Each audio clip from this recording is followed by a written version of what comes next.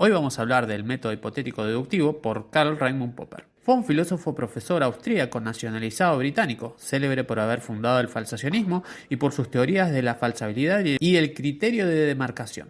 El método hipotético deductivo aparece como mecanismo para mejorar el conocimiento científico que promueve la Escuela del Círculo de Viena. El método hipotético deductivo es aquel que elabora una hipótesis que explica un fenómeno para luego ponerla a prueba en un experimento. Se lo considera un método que se repite constantemente, ya que examina cada hipótesis a la luz de los datos que van dando los experimentos. Si la teoría no se ajusta a los datos, se debe cambiar la hipótesis o modificarla. Sus pasos son los siguientes. Primero, plantear el problema. Se recogen datos sobre un fenómeno del que no tenemos aún una explicación. Segundo, crear una hipótesis que explique dicho problema. Tercero, deducir las proposiciones o consecuencias de la hipótesis. 4. Contrastarla para refutarla o aceptarla. Y por último, refutación o verificación de una ley, en función de los resultados desfavorables o favorables de la experimentación. Veamos un ejemplo sencillo. Se plantea el siguiente problema. La gripe se contagia en distinto grado entre personas cercanas.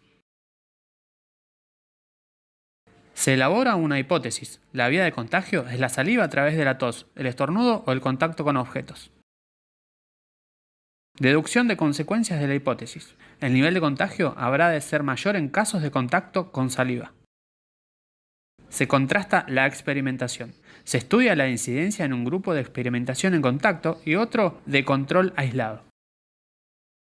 Refutación o verificación de una ley. Se confirma la mayor incidencia del grupo en contacto y se valida la hipótesis.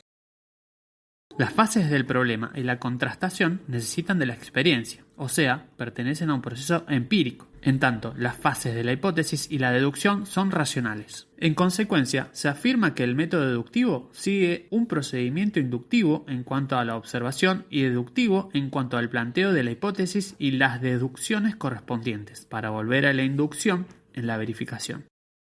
Si todas las variables y cada una de ellas pueden ser objeto de estudio, la fase última sería una inducción llamada completa que da lugar a una ley universal. En caso de que ocurra lo opuesto, la inducción es incompleta y la ley que se obtiene es una ley probabilística. Con este método, el científico se ve obligado a aplicar la reflexión racional a través de la enunciación de la hipótesis y de la deducción, con el método empírico referido a observar y verificar.